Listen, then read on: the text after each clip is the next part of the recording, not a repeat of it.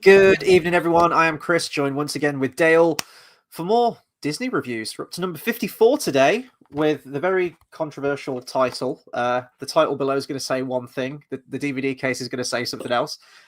Zootropolis, Zootopia, or if you're in Germany, Zoomania. So just take your pick. Zootopia. That movie, yes, exactly. 2016 movie directed by Byron Howard and Rich Moore. A film that inexplicably made well over $1 billion, and no one talks about this film. You know, like the legacy of Frozen.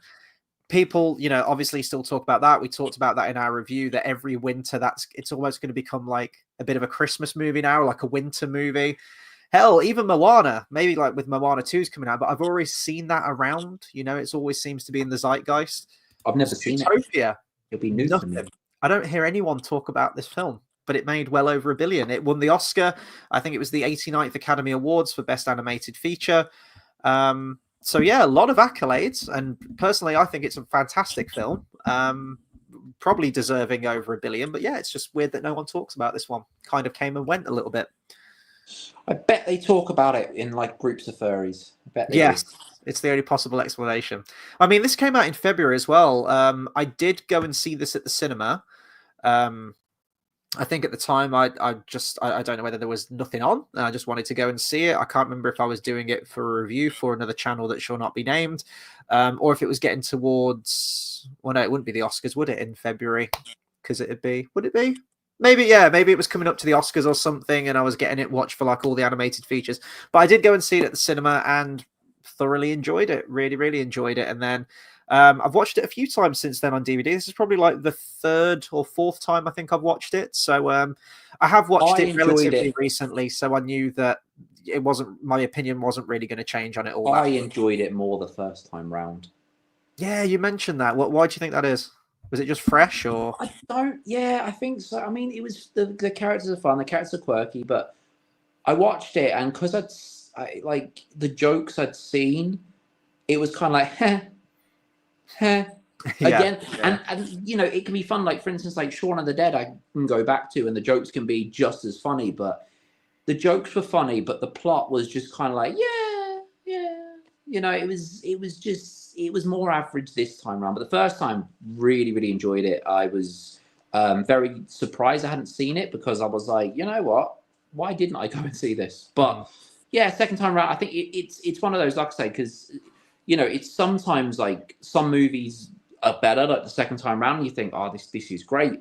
And then sometimes second time around, like this has happened. It's just not that it's not good. You know, it's like Final Fantasy VII Part 1 as a playing it again. If I was playing it a second time, so great.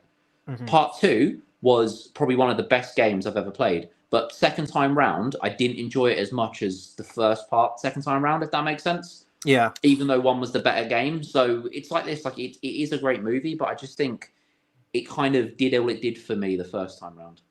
Oh, interesting. Yeah, because I've watched it a few times, and I still get a lot of enjoyment out of it. I will say that I feel like there's a bit of a pacing issue with the film. I don't know whether it's a runtime issue. Is that the sloth scene?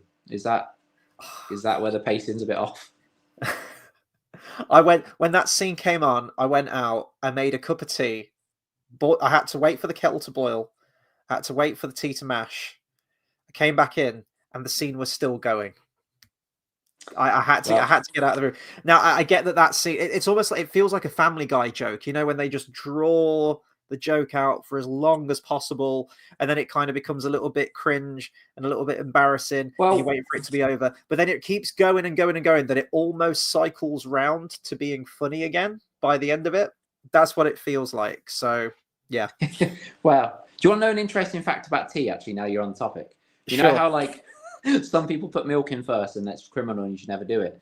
But agreed. Apparently, that comes from like when you had like older china, if you had bad china, and you put the hot water in first, it would crack the china. But if you put the milk in first, it's not so hot that it cracks the china. Oh, okay. That's actually a thing. I didn't know that. I thought you were gearing up for your awesome Van Halen reference there. I thought it was some like tea-related Van Halen reference. It's nothing to do with tea. There's a good one, but we'll wait because there's gonna be a moment to say it. Awesome. Yeah. So Also, this one, another fun fact. go on, Another sorry. fun fact. In 6 years, it'll be 50 years since the 80s. Wow, that's really depressing. Which means that the 90s is only just around the corner. I know. Remember when the 80s was 10 years ago? Yeah, yeah, I remember those days. Oh, to only have those days back. But yeah, Zootopia. Let's get back onto it then. So, what I really appreciate this film, there's many things I love about this film. I love the plot of it. I like the themes that it goes into. The characters, I think it's exceptionally well written. As I say, I feel like there's a bit of a pacing issue, and I don't know whether that's due to the runtime, whether it could have been just like a smidge shorter, a little bit tighter. It's at 108 minutes, so I guess that's fairly long for a Disney animated classic. Usually it's like bang on 90, isn't it? Maybe just a little bit over. Yeah, I mean the thing is, it is one of the it is one of the longer ones, isn't it? I feel like it But is. Yeah, I mean it's just 10 minutes shy of it's 2 hours, quite. isn't it? I think it's quite. It's funny you mentioned Family Guy because it is quite Family Guy-esque in a way, in the sense of the way the jokes are paced out, the kind of humor it is every now and then. Obviously, they don't have babies shooting their mums, but like it's the way the kind of humor is, and I think the way where it's placed. So that might be also why you find it a pace issue, because I know what you said about Family Guy jokes being quite, they long them out, it goes around a bit. So maybe that's why, but it is quite like that joke wise, which is great. But I think, yeah, like I said, I saw all I needed to see the first time. Mm-hmm. Well, let's get into the characters then in this, and then I'll kind of cycle back round to the behind the scenes, because there's not a whole lot to say about this. It's just really sort of like the initial concept of where it all started out. I absolutely love the main characters in this. I think it's a tried and tested formula for a story. Again, you've got sort of like the odd couple who are teamed together. It's your buddy cop thing, really, isn't it? It's it's the Rush Hour, any cop procedural thing you can think of. It always follows that formula. I think it's done really well. Initially, in the early concepts, Nick Wilde, the Fox character, was going to be the main character, and Judy Hopps was going to be his sidekick. And then as the story was developing, they thought it'd be best to kind of flip that on its head. And I think that was a much better decision, because you follow it's the underdog story, isn't it? And I always love a good underdog story. Now I feel modern Disney would just have Judy Hopps be amazing and cool and badass at doing everything. But what I really like is that we follow her journey all the way, when she initially has that inspiration that she wants to go to be a cop one day. So, and that's really, really important, reinforcing for stuff that happens later in the plot. But then we actually see her train, and she's doubted constantly, and she works really, really fucking hard studying, physically, athletically, everything to get that job. So when she lands it, you're like, fuck yeah. You're already rooting for it. It's the classic underdog. And then she gets the job, and she's on the force, and you're like, go get him, Judy. And then you're like, you're a meter maid. And then she still has to compete, all the way through the film, right up until the end, she's having to prove herself. And it just makes for a really interesting character. I want a character like that I can root for. Well, this is the thing. This is a plot point I found an issue. Are meter maids, are they connected to police officers? Because I don't think they are. I guess there's some like law enforcement thing. Maybe it's like in America. Maybe I feel like they're different professions completely. I feel like the movie fucked up with that. I feel like that is a big gaping plot hole.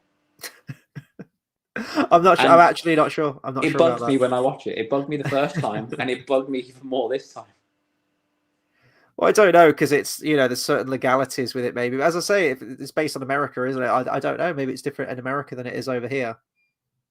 Well, maybe, but Americans do things differently, and we don't. We never know why. We have traffic cops, don't you? I know you have that. Yeah, but that's completely different, I think. Like, that's like a different profession. But the thing is, Americans do things differently. We'll never know why. Like, calling it Zootropolis, we call it Zootopia. No, they call it Zootopia, we call it Zootropolis. See, this is the thing. Why do things differently? Why don't we just keep it the fucking same? The reason is because in Denmark, there is a zoo, and they trademarked the name Zootopia in 2014. So to make it easier for European countries, they just called it Zootropolis. And then in Germany, it's called Zoomania, because apparently there was a children's book that was called Zootropolis or Zootopia, either one, and they had to change the name for that too. It's the So Zoo movie, basically. the Zoo movie, yeah. Yeah. So yeah, Judy Hopps I think is fantastic. The voice actor as well, Jennifer Goodwin. The voices just match with the characters perfectly in this film. Usually, sometimes I feel like, oh, I'm watching that celebrity voice the character, especially when we get to Moana. It's like, oh, so it's Dwayne the Rock Johnson voicing this character, and he's basically Dwayne the Rock Johnson. Whereas this, like, I don't see like an actor. I just see Judy Hopps. Like the voice is perfect for the animation on the character and the mannerisms and everything. I like that she kind of throws the whole world into upheaval by the end, doesn't she? And I think the film brings in a lot of interesting themes, sort of like prejudice and racism, segregation, which are really like big, huge, lofty topics for a Disney film to tackle. And I think it does it in a very effective way. And I think using these animal characters, predator and prey, to kind of get that message across, I thought it was quite effective. I always say that I don't want people to put like a political message on a film, but I do think it works for this one. I think it's handled very well, and I think it works quite nicely into the plot, and it's set up throughout. It doesn't kind of come out of left field, if you know what I mean. Yeah, I mean, like I said, the thing is, everything in this does the things that it needs to do. I don't think there doesn't feel any forcedness in this movie. There doesn't feel any sort of like, oh, we just got to get that joke in, or even we've got to get that song in. It all feels quite natural where it should be.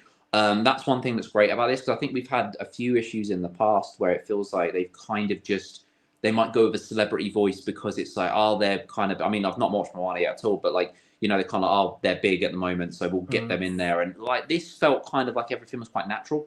Yeah. Yeah, no, totally. I mean, one voice that is really distinctive for me is the other main character, Jason Bateman, because I used to watch Arrested Development and absolutely loved that show. So I always hear that voice and I just associate it with that show. But It's Nick so Wilde, weird, isn't it? yeah, goes, When you know like an actor or someone, and you're like, I can't unhear that actual person. I yeah, can't yeah. put them to that voice, or I can't not see that person. All I see is this person playing this person. I don't see the actual. So I guess, I mean, maybe I just haven't seen anything that Jennifer Goodwin's been in, who plays Judy Hopps. So I only see the character of Judy Hopps. There's a little bit of, oh, that's Jason Bateman playing Nick Wilde, but I do still think he's got fantastic writing as well. You know, he is the sly fox character, and it brings stereotypes into the mix as well. I think there are some really good themes in there, and then eventually, when we get his backstory and we know why he acts the way that he is, it is actually really sad. I think it's like a supervillain backstory, really, in many ways.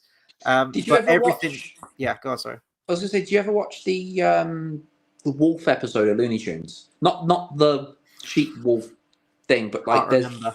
there's many wolf episodes we've had, doesn't narrow down. There's two wolves. There's one little one, and he's like his nephew, and they go up against Bugs Bunny. It just what Thingy Wild, what's his name? Like Nick Wilde, the fox. That's it. Yeah, Yeah. that's it. Yeah, Nick Wilde. Yeah, so he reminds me of the wolf character from that. I think it's the way he stands, like his posture, like the way he's designed. I think just the look of him, and the way, obviously, at the beginning when you meet them, and he's there obviously with his sidekick, and he's doing that scam. Just the way their relationship is, like, it reminds me of those characters, and I feel like you said, we've seen that kind of thing before.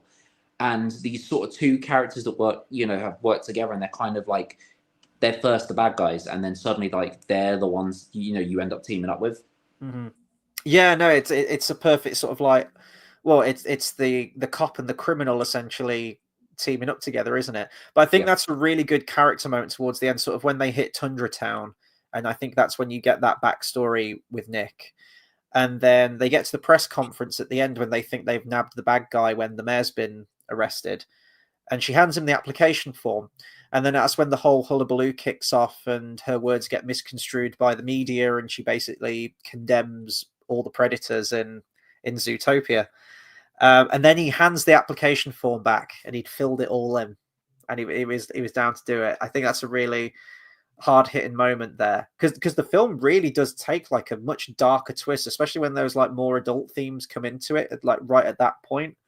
Because it's kind of this like fun little colourful, slapsticky, wonderful Animal Kingdom movie, isn't it? And then it kind of goes into like the seedy criminal underbelly where you have like the Godfather references, which I really love in the film. I thought that was quite fun. There's so many little things like that in this. Like there's the Yak character, which is the guy from Spyro, essentially. What's his name? He's a surfer, and I can't remember the cheetah. You know, like cheetah character, yeah. Very the same. So there's a lot of cool like stereotypes in it as well, which I think are great.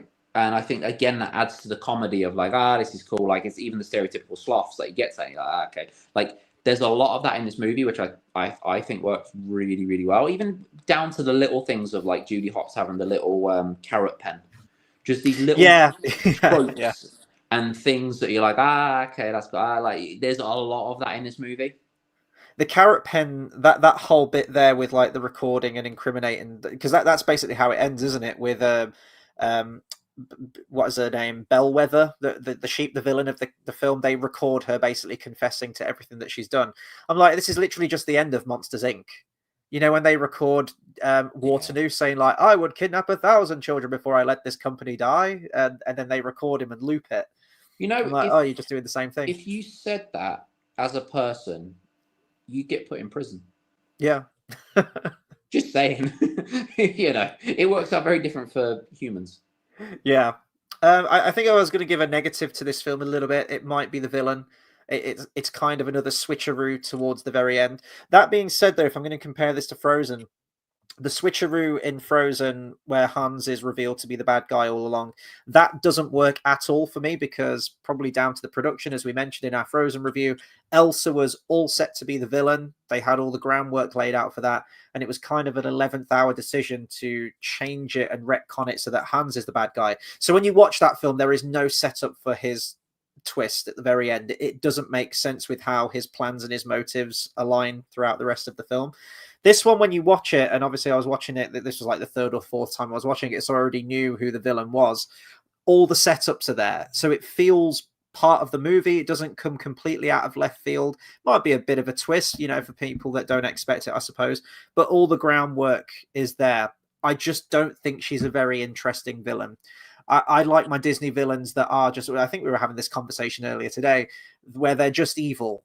They're just bad, and that they're the memorable ones. They're the ones you remember. It's your Jafars, it's your Maleficents, your Ursulas, Scar, you know, everyone like that. Whereas Bellwether, is anyone going to remember her, really? It works for the film. It works for the themes in the film and her motives and everything. The way I see it as well is when you watch a Disney movie, you see a villain, you're like, would that make a good Kingdom Hearts boss? And if the answer is yes, it's a good villain. You know? But like, she's not. She wouldn't make a good Kingdom Hearts boss. You know, like, I think it make a good Kingdom Hearts world in the sense of like everyone would be different animals and stuff. I think that'd be cool. The danger for doing that as a Kingdom Hearts world, I guess, is because they've already had like Lion King, they've made Sora an animal. I reckon they'd be kind of like, do we do the same thing again? It's kind of like they had Peter Pan, they've had Pirates of the Caribbean, they're probably not going to have another pirate movie like involved because they've kind of done that. So, but I would like to see that because there's loads of different animals in it. There's loads. It's not just like they wouldn't really be limited. Like Lion King, they weren't limited. They had Donald as a thing with wings, bird. There you go. Yeah. He was like Zazu, really, wasn't he? I suppose. Yeah. Like but they were limited in a way, I guess. With this, you're more open. I mean, I know they're all mammals. That's the word. I'm forgetting all my words today. I know they're all mammals, but you're more open. Like, there's quite a lot of things they could do with it. So I think it's one that could work, and it's one that could work in a different kind of sense. Like, you wouldn't have the same villain. You'd have like a heartless villain. Like, you would kind of scrap the villain that's in it a little bit. But yeah, I think that would be cool to see, to be fair.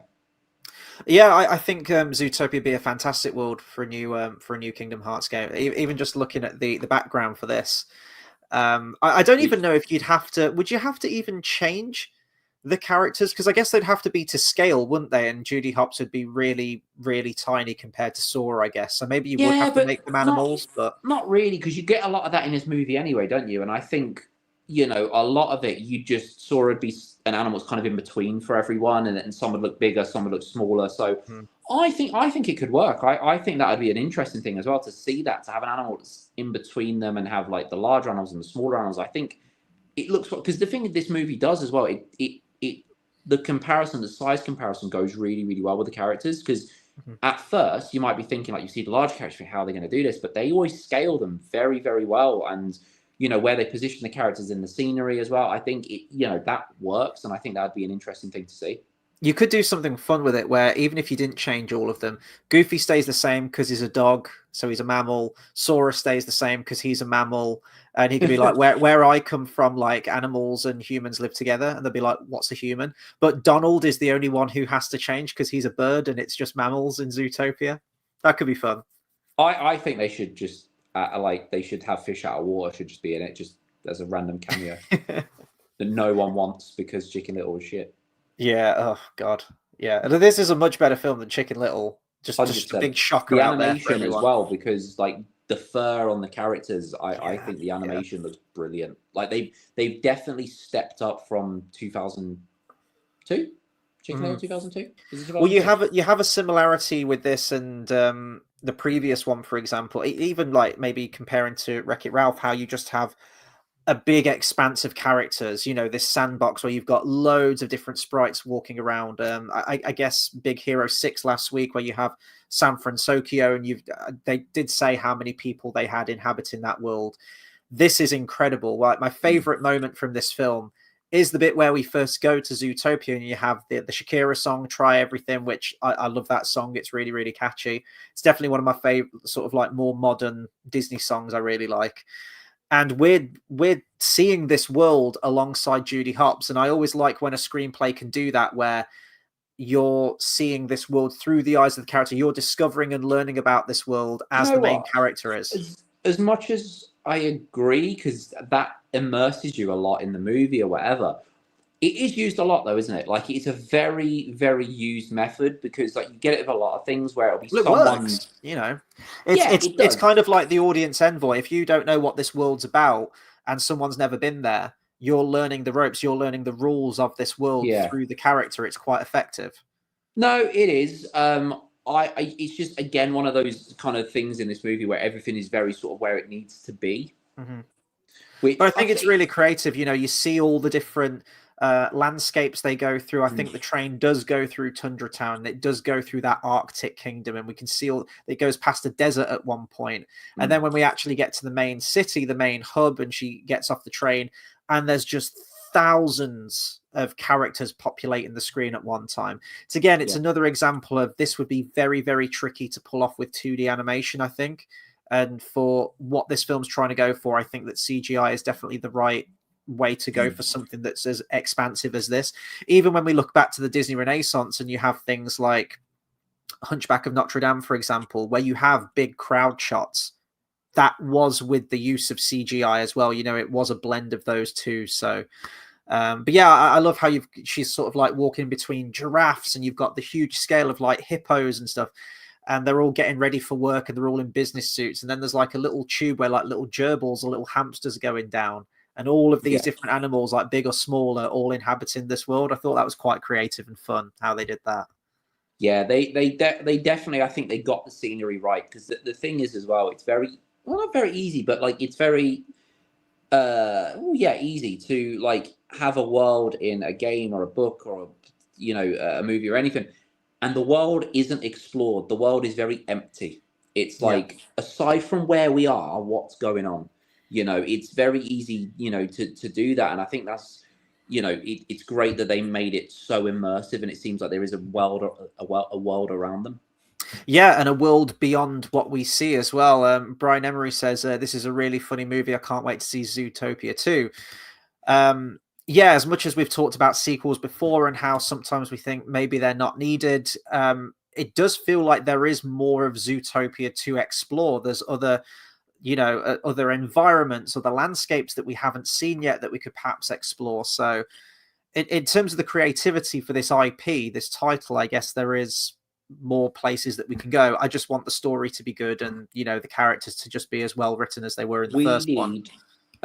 What we need is not a director's cut, but a sloth cut, right? No. And no, we do, and it's going to be 6 hours long, and it's just really slow. That's what we need. That's a fun gag at the end, though, where the guy, the one animal that's speeding is the sloth. Thought that was quite funny. Yeah, I mean, yeah, this is what I mean. Like every joke is fun, and this is the thing. It's probably one of the funnier ones. Yeah. For a while. So they've all got their own jokes in this, but I think this goes heavily on the humor, on the jokes and that. And this is why I think I wouldn't say the plot suffers, but I think this is why for a second time round it's one of those that's like, hey, you know what I mean? And it's not like it. I think the strong point isn't like with the plot. The strong point is the jokes, and like I say, seeing it again is kind of like, Mm-hmm. Yeah, I mean, not all the jokes land in this for me. I probably have a similar reaction as well, where I'll just go like, it's usually little visual jokes, like little names for things. Like you've got, was it little rodentia or whatever it's called, when Judy Hopps is almost like a kaiju monster walking through, and they've got all these tiny little gerbils and whatnot, little mice. I really like that as well. Like it's like a model village thing, isn't it? It's kind of like the like Hot Fuzz, Yes, like running yeah, through the model yeah. village. That's what it reminds me of every time. I do like that, and also it reminds me of, this is one of the first videos I ever saw. Maybe not in my life, but like I remember there was like I was a little kid, and I was walking through a model village, and I remember seeing it as a kid as well, and I thought I got really big, and I was really confused. And so it reminds me of that as well, and I just think it's a really cool thing to see. Like because the cool thing about this is because of the scale of the characters. You got some characters are huge and some characters are small, and then Judy Hopps being really big in that it's just quite cool to see, because usually she's quite small next to everyone. Yeah. And she's a rodent as well, but she's like a fucking huge rodent compared to everything else, which is fun. I do like some of the neat little references as well, including that whole chase there. The Weasel character, voiced once again by Alan Tudyk, is called Duke Weaselton. Play on the name Duke of Weselton from Frozen, also voiced by Tudyk. And the bit where he's selling the bootleg DVDs. We talk about when Disney sort of plant like little hidden references to their own stuff within the film, and all of the bootleg DVDs are like animal versions of the Disney classics that had either just come out or were about to come out. What's really fun is that if you pause it, there's one that's gigantic. And that was meant to be a Jack and the Beanstalk movie that was meant to be coming out. They had the poster for it. I remember seeing the concept art, the poster, the title. It was all ready to go. And then for whatever reason, it got scrapped. So, yeah, I don't know if that was meant to be the next one coming out. It was either going to be after Moana or it was going to be before Moana, I think. I reckon they'll release it and it'll be like Jane and the Beanstalk. They'll gender swap it all. Well, Gigantic was meant to be a female giant, so they already did, I feel. I was going to say Jane and the Beanstalk sounds a bit like a bad porno. It probably already exists. Jesus. And then another reference that I really liked in this film, and I think I'm trying to cast my mind back now, 2016. I don't know if Breaking Bad had just finished or was gearing up to finish, but did you catch the Breaking Bad reference in this movie? No. So when they break into that underground lab towards the end and they're making the little blue pellets that turn the predators feral? It's kind of like a meth lab, right? And they're all in the yellow suits. And one says Walter and Jesse are on the way, and it's like Walter White and Jesse Pinkman. Yeah, see, it's got some good culture, pop culture references. Yeah. And I think that. it was just because, as I say, like I can't remember if I was just watching Breaking Bad at that point or if I just got done watching the finale. I can't remember when it came out. And then I watched this, I was like, because when I saw them when they went into the meth lab and they're making these little blue pellets. And they're all in yellow. I was like, oh, that's like Breaking Bad. And then they went the extra mile and called them Walter and Jesse. Yeah, that was fun. I do like when things do that, because you're like, especially when it's something that like I say personally, like quite well. Because like I say, you're watching it at the time, you're like, I see what you did there. That's quite cool. Yeah. Just got a quick comment. Bath Time says, oh my god, Chris, I just bought a fuck off massive OLED TV. Nice. Have you got a version of your Hobbit edit in 4K HDR? I haven't. The files that I worked with initially were meant to be 1080p, but when I watched the video back, it's really kind of blotchy and pixelated, which is one of the reasons that I'm going to be doing my remake this December. So I was debating whether to do 1080p or whether to do 4K. I might do 4K. Yeah, we can see about that. I don't like 4K. Brinsley says Breaking Bad wishes it was as gritty as Zootopia. Zootopia goes places. It gets violent, man. You've got Mr. Big, the little shrew, icing people, and Mr. Big. That's the name of a band wrongful with. imprisonment and everything. Yeah, no. Well, Mr. Big is the name of a band with a bass player, Billy Sheehan, who was in David Lee Roth's band, who was in Van Halen. Oh shit! I like that reference. I was quite happy because I only realised again when I watched it this time. I went, "That I've got a good reference." Oh, now. that was your reference. Oh shit! Yeah, okay, that was your reference. Yeah, they performed near us, didn't they? Not too long ago, Mr. Big. I feel like a they farewell did. tour or something. I feel like they did, and then we missed it. I missed a lot of things. Yeah, we really do. Let's just go through like the behind the scenes of this thing, because there's not a whole lot to say. But apparently, one of the directors, Byron Howard, initially pitched 6 different story ideas to John Lasseter, who was the executive producer at Disney, 3 of which involved animal characters. One was he wanted to do an all-animal adaptation of the Three Musketeers, which I felt like Disney had already done. There's like a Mickey Mouse Three Musketeers, isn't there? Yeah, that's the thing. That's Mickey Mouse. Then there was a 1960s themed story about, quote, a mad Dr. Cat who turned children into animals. Very strange concept. And then another was, quote, a bounty hunter pug in space. But the main pugs. I just want to put it out there. I fucking hate pugs. Hey, my cousin's dog Biggles is the greatest. Okay, why he's only half pug, but yeah. But why do they always they sniff funny? They go, and it's they've got short nose. They've been bred that way. They can't breathe. They can't help it. They try. Well, just do it quietly. I fucking don't like them, and they always run in circles. Or is that just my dog that I had? It's probably just your dog that you had. Well, it used to just run in circles with no like sense of direction. Would just stand there, run in circles, and I was like, I don't know what's happening. So, and it would annoy me because if I take it for a walk, it would run in circles. I was like, no, we're going forward, and I'd have to. It was. I don't like pugs. Well, Biggles doesn't do a lot of running. He does a lot of sleeping, and he does a lot of eating. He's a chunky boy. I like sleeping and eating. There you go. I should be a dog. It is a dog's life, isn't it? But yeah, I guess a comparison to this film, sort of like the anthropomorphic animals, which also stars a fox character, it's Robin Hood. And they kind of wanted to go with that whole angle, that sort of anthropomorphic animals populating their own world.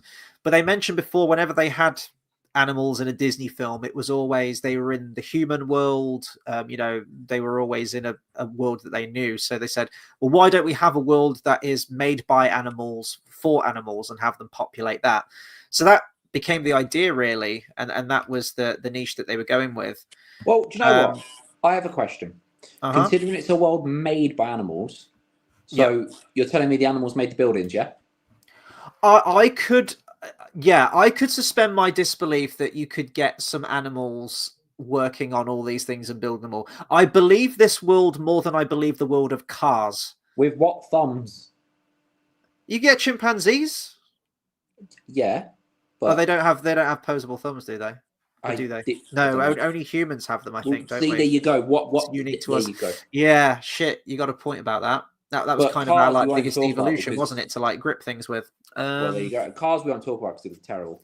Cars doesn't make any fucking sense. I'm like, so the cars build the cars, but who builds the landmarks and the lampposts and the buildings that we see at the gas stations and the racetracks? Like, who builds all this shit? It doesn't make any sense. I hate Cars. Terrible movie.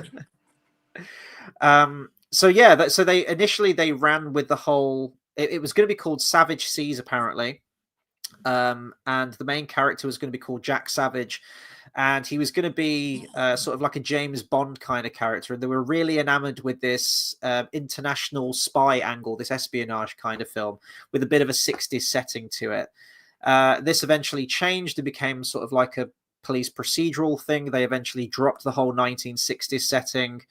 And then, as I mentioned before, it was going to be Nick was going to be the main character and Judy was going to be the sidekick, which then got flipped. Personally, I think that was a great choice.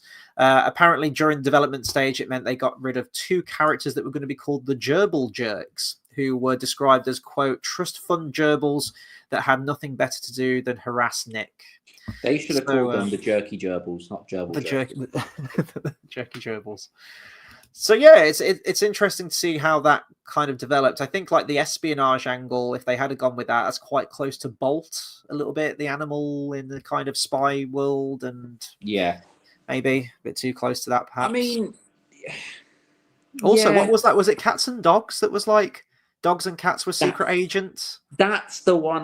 That is, I knew. I thought that is when you said about the cat turning Yeah, the evil Doctor babies into Cat. Yeah, cats. I yeah. thought about, but yeah, it was Cats and Dogs. That was a great movie. I That don't was remember much about that. I went to the that cinema to was. see it. I remember I that's going feel back like some that was the years now. first ever VHS I owned ever It in was a my life. yellow And case, wasn't it? If I remember, was it a yellow case? no, it wasn't a yellow case. Not the one I had anyway. I It remember the wasn't a yellow poster. case. It was like the white cat facing opposite the beagle dog. Yes, and you had the Asian ninja cats, and Yes. it was amazing. And the Russian spy, it was so that was a great movie. And then Yeah. they made 3 sequels that were like, Oh, why did make they? them? I know they They did. did. I know. I remember Cats and Dogs too, but I didn't know they did 3 or 4 Yeah, of I them. think they've got like Cats and Dogs 4 now. And God, why it's would you like do this? Avatar. I hate sequels. But yeah, you mentioned earlier about the animation in this, and I mean, I always knew that this film looked great. I've always thought that, but watching again, I think watching them in sequence really helps as well. You can kind of see that evolution of the animation. And in my mind, I guess as soon as you hit Tangled, I thought, well, the CGI animations always look the same. It just looks good. It looks very lifelike. But no, you can definitely see some changes in the textures and stuff. The Yeah. fur, definitely. Apparently, the last film that they had experience on with working with fur was Bolt. That was the last one they had where they had all the animals interacting. But the software then wasn't really up to date and for creating really realistic fur. So they built a new software called iGroom, apparently.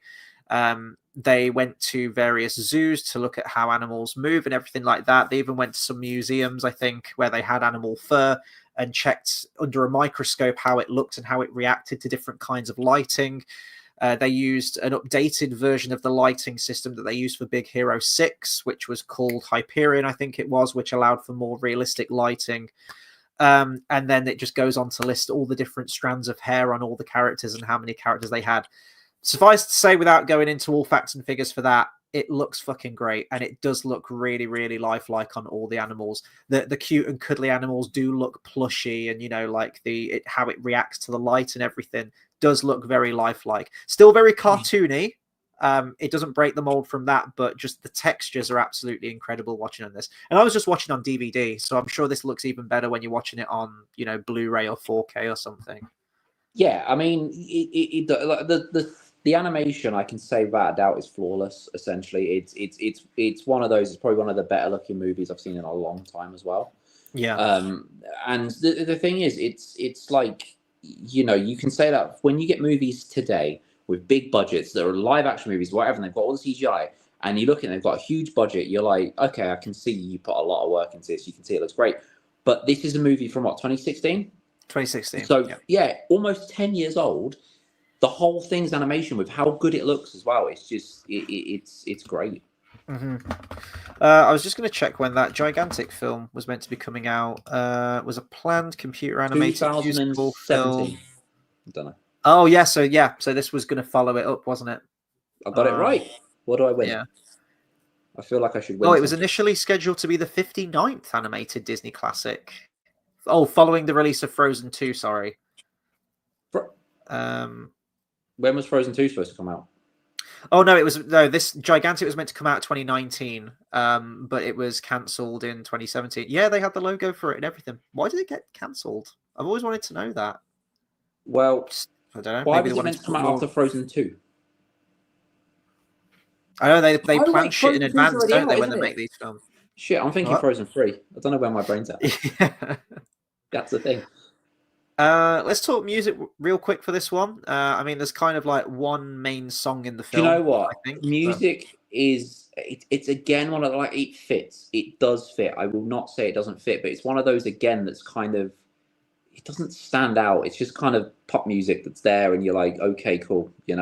Like watching any other movie where you got, and this is the thing that Disney was great for, and has obviously the thing is, When you haven't got a Disney musical like Beauty and the Beast or anything, obviously you're not going to have musical numbers. Fair enough. But when you have things like Tarzan, not a musical, but you've got music that's written for that and it's great. And then you get something that, like, not like this, but what we've got in recent years where they just kind of throw stuff in now, it doesn't have much staying power of like, oh, this song's from this. It just is a cool song, you know? Like, but like, you know, Tarzan, any music from Tarzan, anytime you listen to anything from that, any Phil Collins song from that, you think Tarzan. When you listen to Kesha, do you think Zootopia? Zootopia. Listen to what? Kesha? Not Kesha, Shakira. Shakira, I was going to say. That one. Yeah. Do you think Zootropolis, or do you know what I mean? Do you? Because you don't, do you? I guess if I heard that song, I would, because I'd remember the scene where Judy gets on the monorail to the city. But I know what you're saying. For me, Disney excels, and this is why I love the Disney Renaissance so much. The musical formula, we've said it for a number of weeks now, but when they made that decision, I think it was for Beauty and the Beast, Little Mermaid, I guess, started it, and then Beauty and the Beast just ran with the formula of basing everything on almost like a Broadway musical and having the film punctuate with those musical numbers. That was Disney to me, because it also harkened back to the old school days of Disney as well. You look at Snow White, there's loads of musical numbers in that are peppered through it.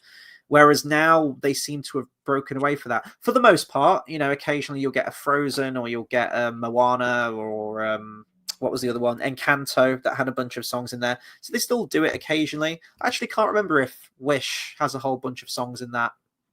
I don't know. It seems like the kind of one that would be a musical one, but maybe I'm wrong. Yeah, we haven't touched. But it's definitely becoming less common. Well, I say it became less common, really.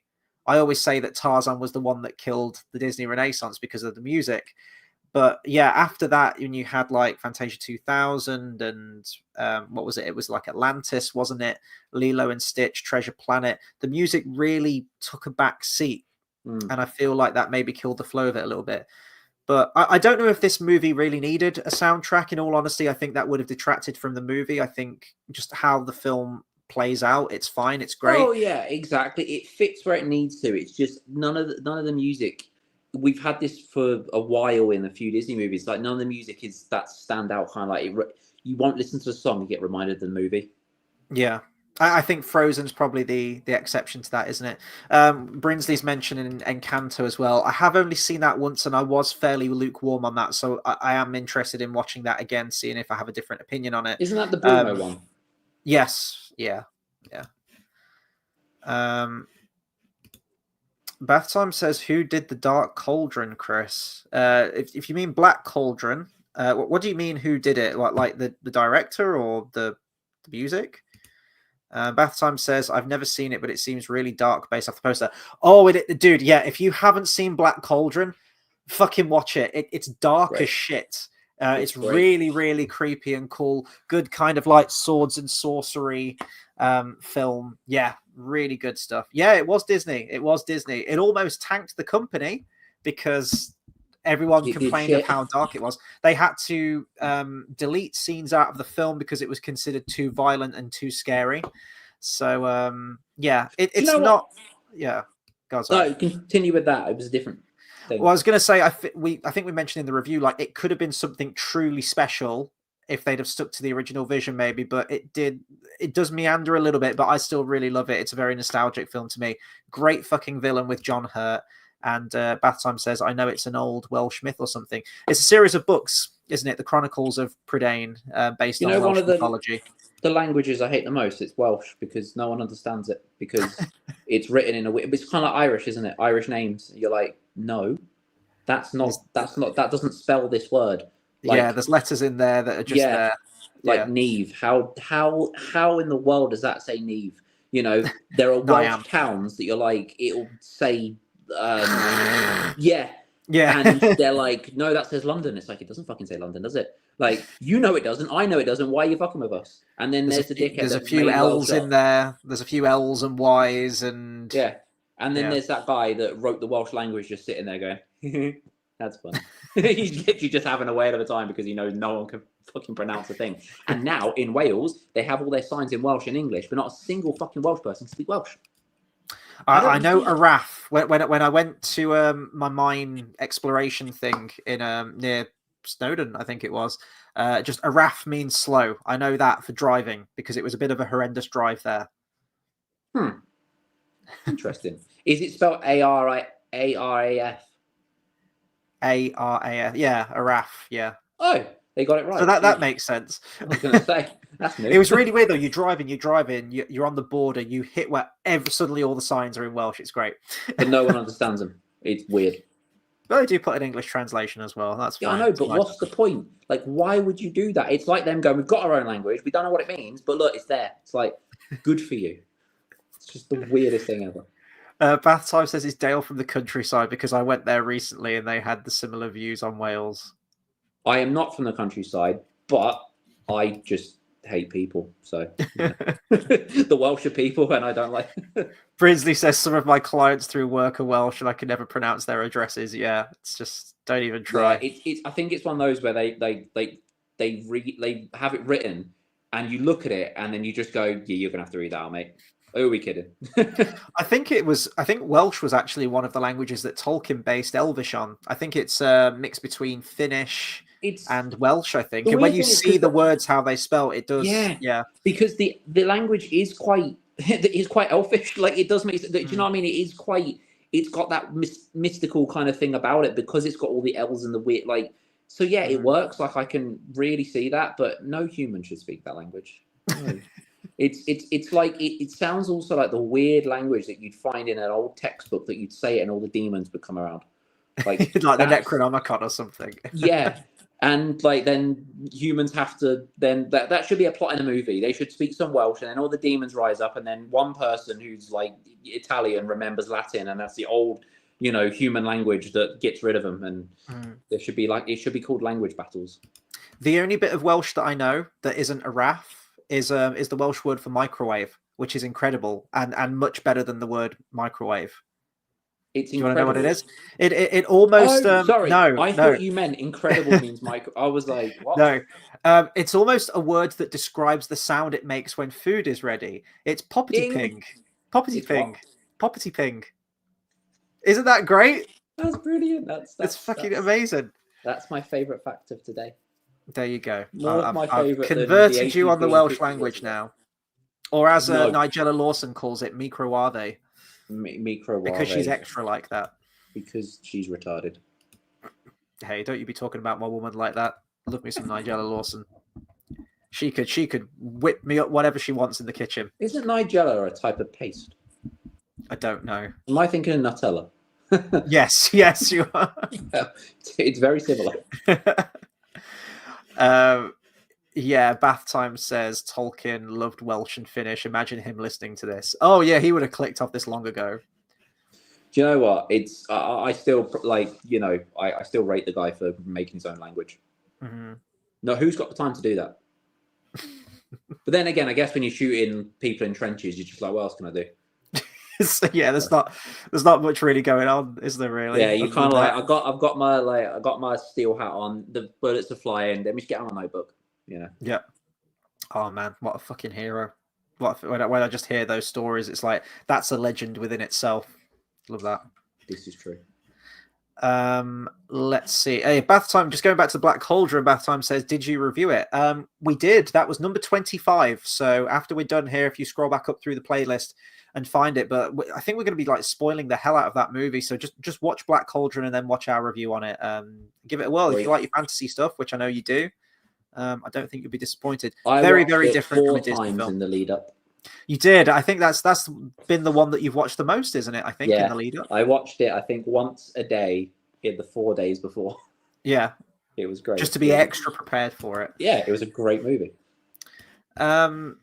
Just going back to the music real quick. So that's kind of like the one standout song. I think because you've got Shakira in there, the celebrity voice doing the song. You hear the song initially.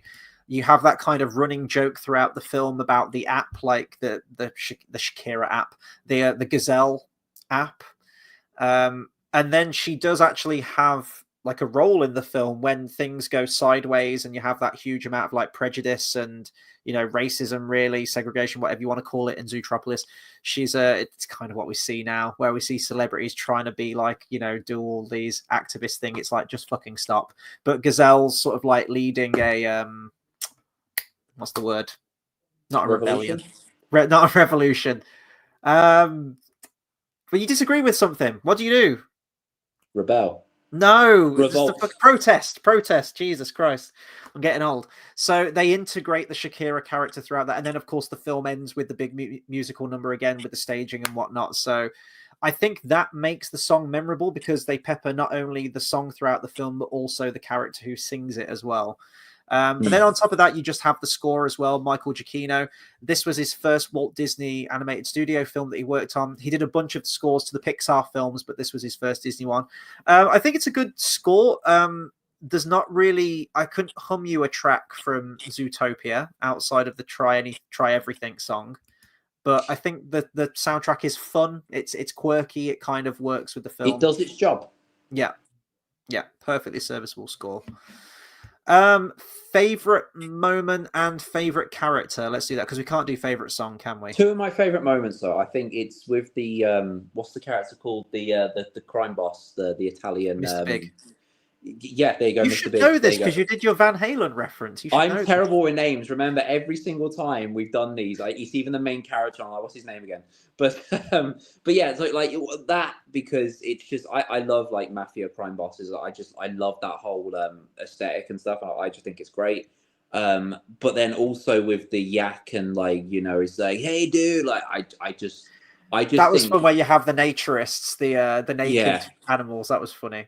I think it's just because the thing is they get all these things right because they do it. It's not like they just do a little bit of a joke. They kind of go full on with what they're going to do. Like, it feels like Disney weren't scared to do their things in this, which I feel like you get a lot of movies where they are scared. It's like you didn't go the whole hog. Like if you did, it would have worked, but you didn't. Mm-hmm. You just kind of like you saw what you wanted to do, but you didn't do it.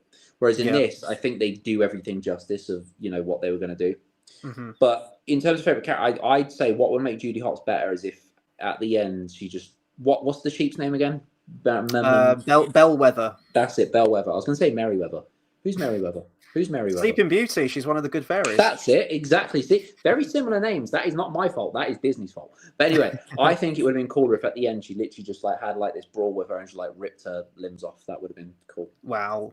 That would have been great because it would have. I think Judy Hopps is the kind of character that would do something like that, and you go, do you know what? I like it, and I think she's great.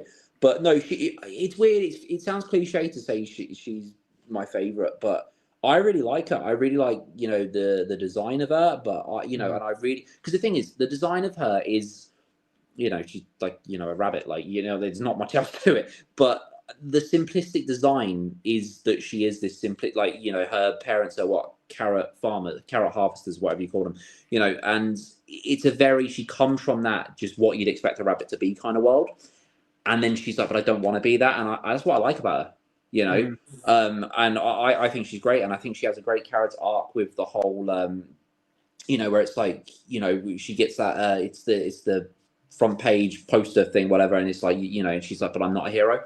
That kind of thing. I thought that was really cool.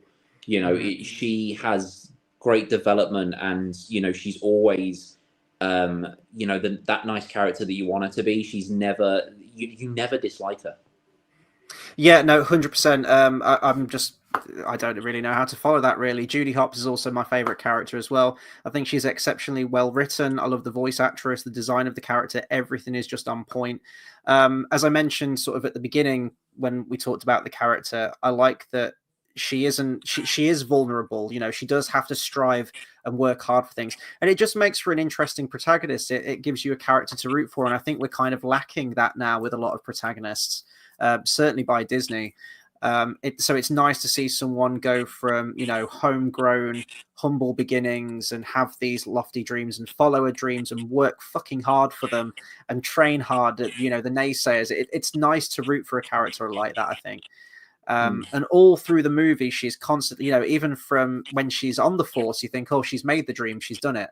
well, no, the dream's not all it's cracked up to be. Now she's got to work her way up and get the respect of everyone in the precinct, even though everyone, judges her and kind of puts her down and everything. And then she fucks things up towards the end of the film through like the media and this, the media twist all the words that she says and basically dooms Zootopia. And my favorite scene is a follow-up to that. It's where that kind of all comes to a head and she realizes how unfairly she's treated Nick, and that she does have those prejudices there, and she does still fear predators and foxes as well. And she just kind of breaks down in tears. She's like, yeah, I'm a horrible person. I've done all these things and I need you to forgive me. That's a really sweet, it's a good character moment, good character scene. And it gets the characters back together again. So that's probably my favorite character scene in the film. Funny scene, it would probably just be one of the references. It would probably be like Mr. Big or something. Those mafioso things. Maybe because we've just seen Penguin as well. But I thought it was a really fun reference. His daughter's wedding, was it Judy? She's got was that Judy. Judy saves her from like the donut in the Little Rodentia. Yes. And then she becomes like the godmother to her child. I thought, oh, that's sweet. I do. Yeah, The thing is as well, because when you get the where she she saves her from the donut and everything. Like, I think the animation goes so well with like the bouncing of the donut and like the whole I just think it looks great and it delivers. It's like because when we did Penguin, you spoke about Gotham in itself is like is a character in itself. It's like it feels. I mean, it's weird to say like the donut is like a character in itself. Like everything is animated as it's a specific thing rather than just it's just the thing we're going to throw in there. It's like everything had its time taken and put into it. Yeah. It reminds me a little bit of another animated film. I think I mentioned it before. It was a 2D animated one. It's called Cats Don't Dance, but that's humans and animals together in a kind of world like this. But it's the anthropomorphic animals, and they're all wearing, they work a day job and they interact with humans. So, I think it's just a fun. It's a good sort of like subject matter, I think, for an animated film when it's done well, and I think this is done really well. In terms of the legacy of this film, apparently there was a spin-off series which I didn't know about called Zootopia Plus. I think it's just a handful of episodes. I found out about that today. Not really knew about it in the sense I didn't really know it was a spin-off series, but I did see a thing for it. I think it's just because I went on Disney Plus and saw like a thing. Yeah, but it's weird, isn't it, that we didn't really know about that? It's like this made over $1 billion. No one knows why. Yeah, no, not many people talk about it. I don't know what that TV show is like. I don't know if it's any good. But Zootopia 2 will be the next Disney animated classic after Moana 2 this year. So that's going to be coming out November 26th, 2025. I just want it to be good. As I say, in terms of the world, I think there's a lot of possibility there. There's loads of different environments and other animals that you can do, other fun jokes. I just want them to have a really strong story and good character writing. Because where do you take Judy and Nick after this? Because they're basically like the best cops in the precinct at the end. They're like the two badass buddy cop kind of things together on a case, cracking down on crime. What do you do for the sequel? Well, there's a new case opening up, and basically it starts with the death of her parents, right? And they were eaten by a fox, and they have this whole thing. So I didn't do it, and it's this whole like, you know what I mean? And yeah, I think that should be the thing: death of her parents, eaten by a fox, and it's actually his evil twin brother. Well, I've just checked the premise. And then Judy Hopps rips his limbs off. You just really want that in there. Blood. Yeah. That bit was funny. That reminded me of like Addams Family, where is it Wednesday and Pugsley are on stage at like a school play. Yeah. And they're like chopping each other's arms off and legs off, and it's like Kill Bill. Yes. That's what we need. More decapitation and limb cutting. I've checked the premise for Zootopia 2. Apparently, it's detectives Judy Hopps and Nick Wilde must go undercover in Marsh Market to crack the case when they find themselves on the twisting trail of a mysterious reptile.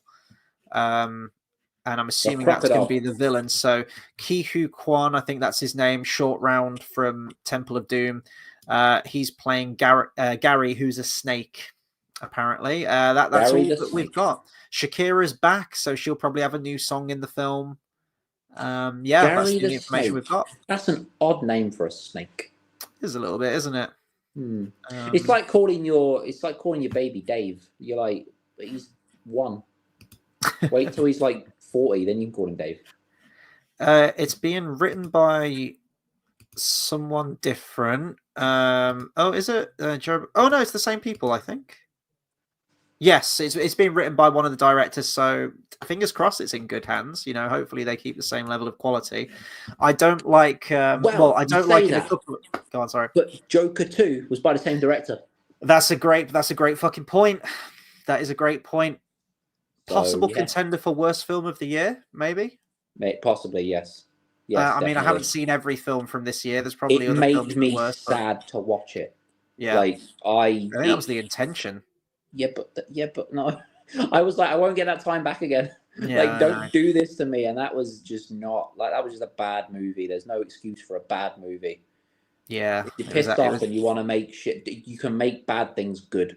Mm-hmm. You know, you can make things that are so bad they're good, but that wasn't. That was just a waste of 2.5 hours. Yeah.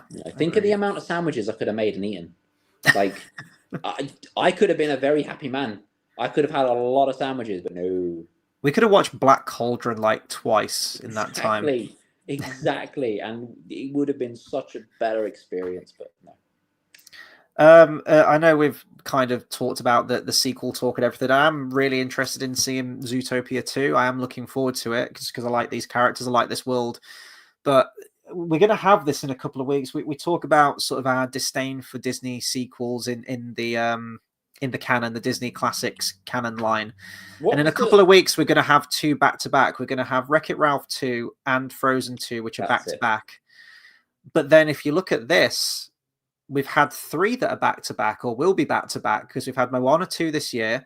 We've got Zootopia 2 the year after, and then we've got Frozen 3 after that. They've run out of ideas. That's the thing. They've run out of ideas. I get why they're doing it because it made the money, and they go, "Oh, we're going to make money again." Like, I understand it from that perspective, but they've run out of ideas. Like, what did I see? I saw this thing earlier. It was like, because aren't they doing a Friday the 13th series, Crystal Lake or something? So yeah, I think so. Yeah, I saw like there was a thing for that, and there was something else. There was a couple of things lined up, and it was just solidified to me how it's like no one just has any ideas anymore.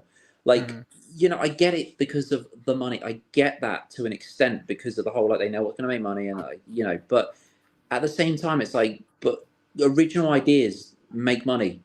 You know, they are a risk here or there, but if you've released a sequel, so say you release, you know, Frozen 2 like they did, and it made so much money, cool. Now you can do an original movie. You don't have to do Zootopia 2, Frozen 3, Frozen 4, you know, Frozen 15. You don't have to do that constantly. You can do an original movie. This is the time to bring out a Jack and the Beanstalk movie because it's not been done by Disney before.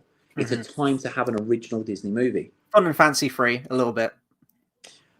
Yeah, okay, it's a long time. It's a long time ago, granted, and their vision was totally different. This is true, and to be fair, and that proves that was done very well.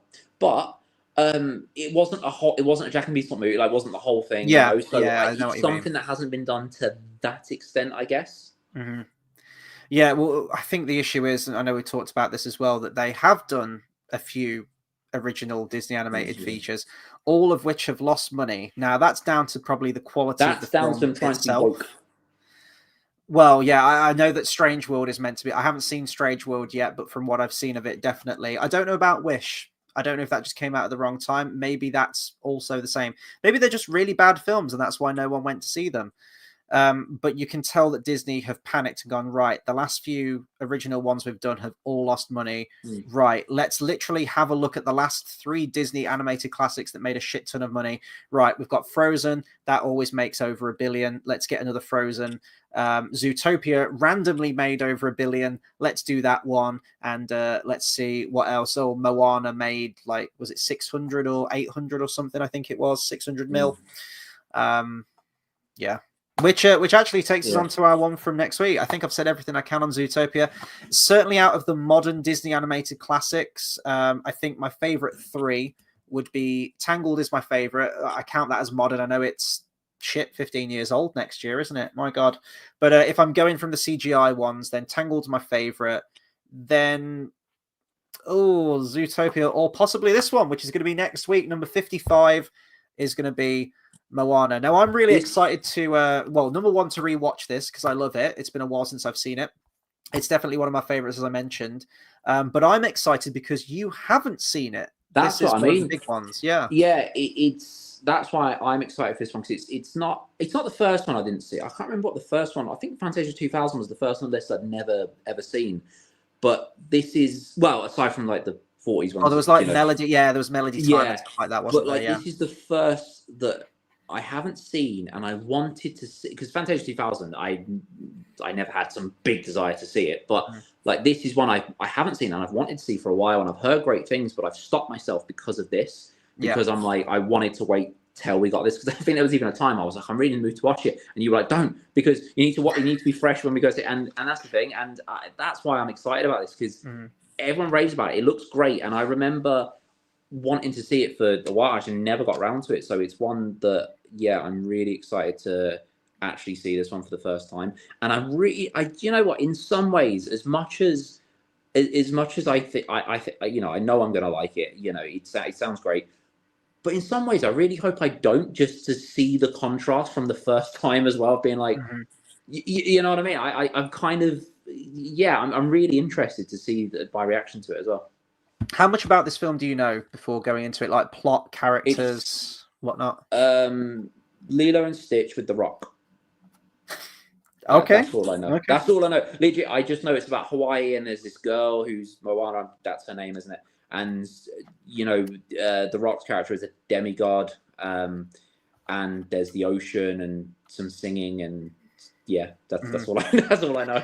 You mentioned earlier about Kingdom Hearts, how you don't think there'll be another piratey world. I think this would be a fantastic world for Kingdom Hearts, and I think this would take the place of that at World's End piratey, free roam, sail the seas, and you could do it. I think this one will be in Kingdom Hearts because of what I've heard about it, and it sounds like it's like the next Princess movie. That's what it sounds like. So I feel like that'll be in it. It'd be a big miss if they don't do it. Yeah, I think this will be in it. Brinsley says, I'm not excited for the live action remakes like Moana is in production. There's also How to Train Your Dragon live action. You know what?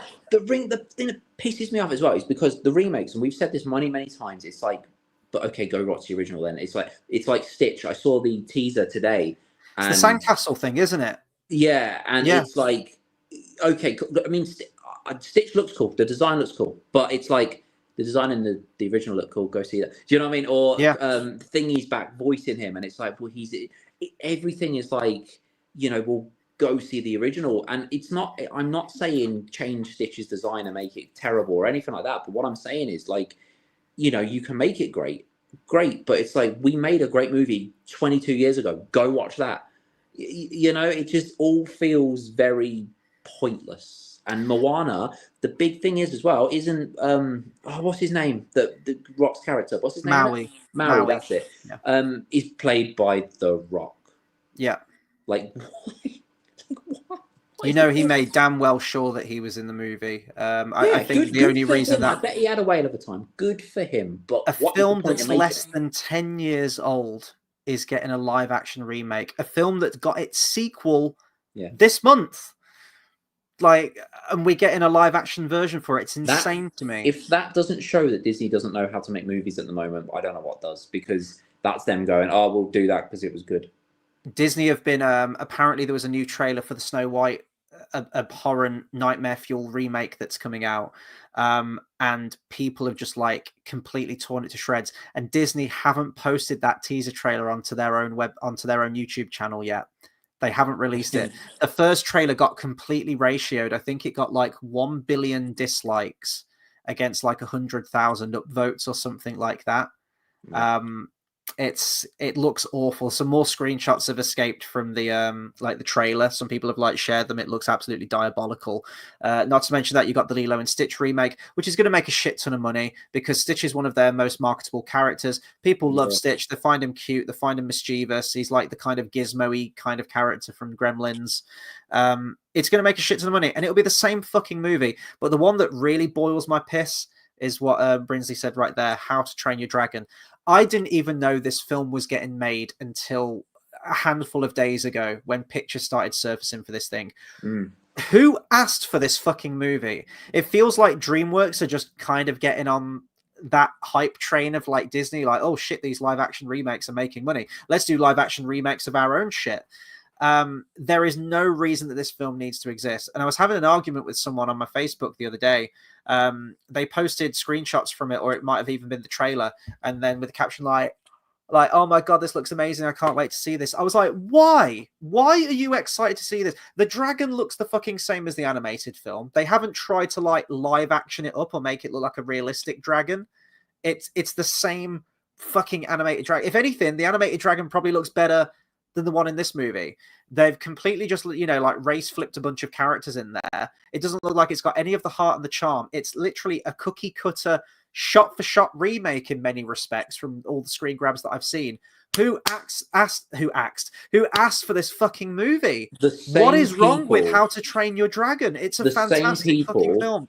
That liked the Vince Vaughn 1992. Oh, Psycho, yeah.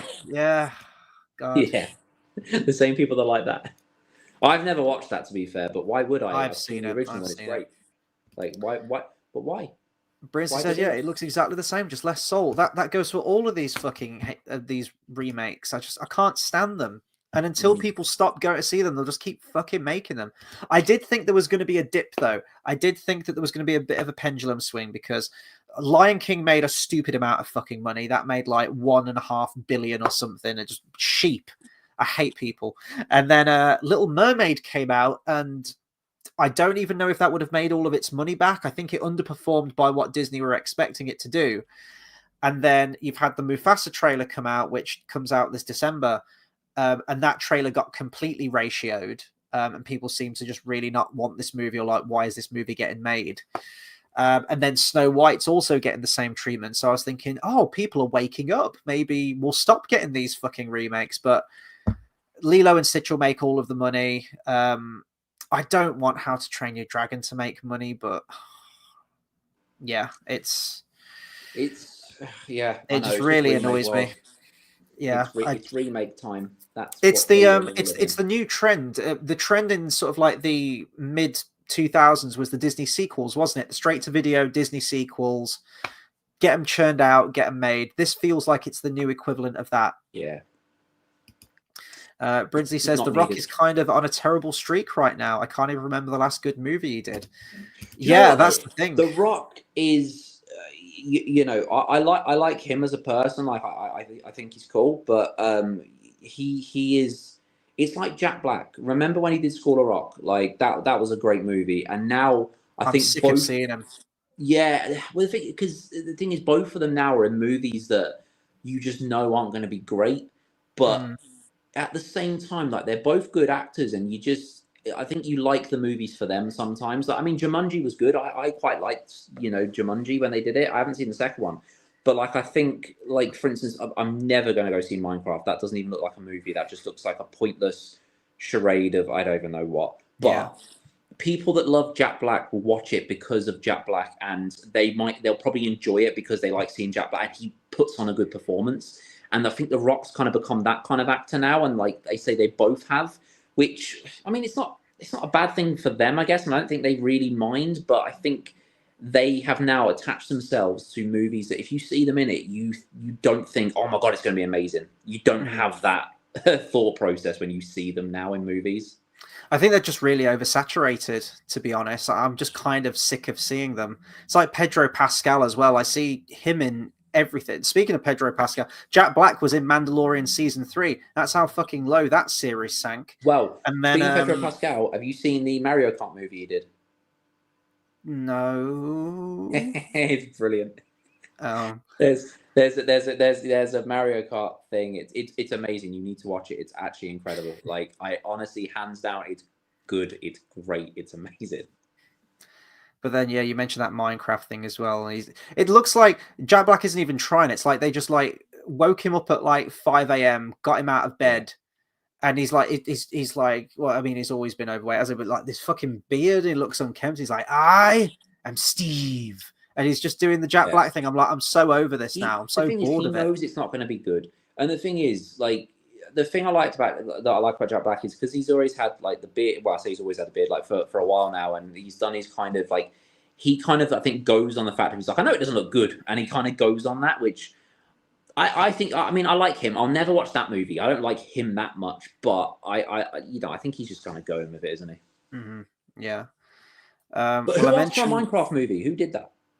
Well, Minecraft's fucking hugely successful. I think probably with the likes of the Sonic movies coming out, which are making a lot of money. Yeah, You had but the Sonic Mario makes a lot Kart of money because movie it's a that, fucking not the good Mario movie. That's Kart, why. the Mario Brothers movie that came out not too long ago. That I made a don't know lot of how money. that did so well. It was very average. It was good because I thought it was silly, but I will never rewatch it. You know, I mean, Mhm. it was just silly, and it was Mario, and they were just, you know what I mean? Like they didn't even have Italian accents in it, but they did it for a video, and they went, "Do you think the accents were too much?" And I was like, "It's just kind of silly," and it was just, it was Oh, fun. Jack But Black was in that as well. He voiced Bowser, didn't he? oh yeah, see again, that He's was in fucking cool. everything. He's in everything. He is easy in everything, but what he needs to be in is Saw. I think.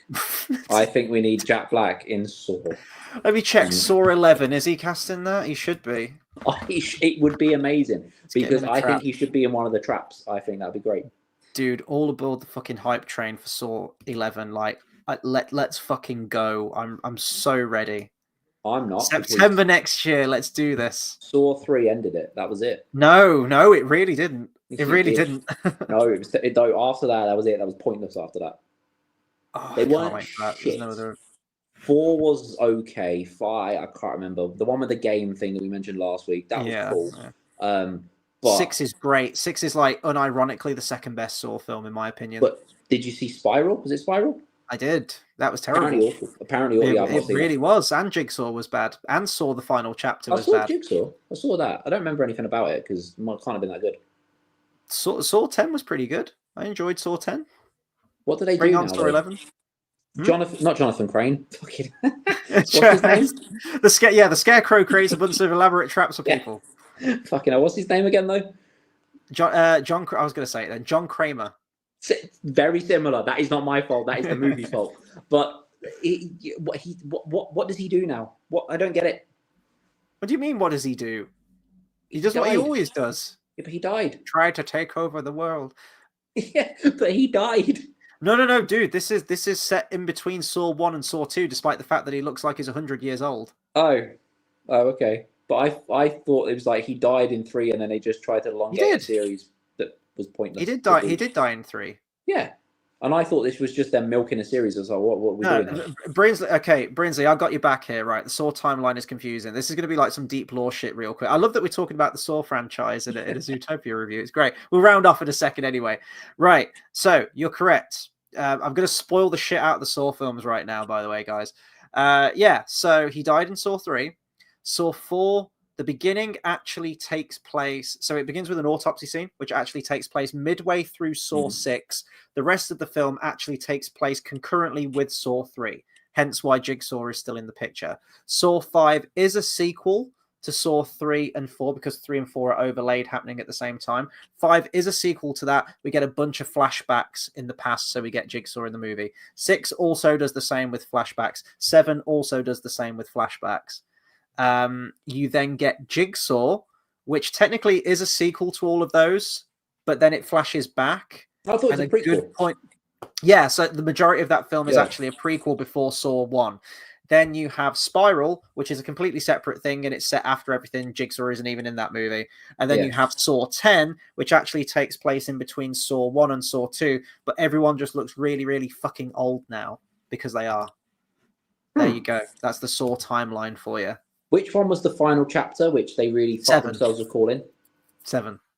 Why did they call it the final chapter? Why would they do that? Because it was meant to be, and it was for like 10 years, I think. I know, but you don't do that. You would never just like nail your. They have done that. Friday the 13th did that. It was like, was it the 5th one or the 6th one? No, the 5th one I think was called the Final Friday. Yeah, Friday the 13th. The reason it gets a free pass is only because it's just your generic 80s slasher movie that's always going to have sequels, and we've just accepted that now. Yeah. Saw was decent. It was. I fucking love it. Bring on Saw 11. I'm down. Right, we're going to round it off there. What is coming up on the channel this Wednesday? Or is it next Wednesday? Next Wednesday. I will be going live for Star Wars Skeleton Crew, the new Star Wars TV series that no one asked for and no one wanted, but we're getting. That's going to be next Wednesday. I am going to try and go live with Everything in Middle-earth this week as well to talk about War of the Rohirrim, because we're coming up to just a couple of weeks out from that. What else? And then we'll be back next week with our Moana review, if you're here for the Disney reviews, and also, I guess, Saw reviews as well. Let's combine it. So, yeah, a lot of stuff coming up on the channel.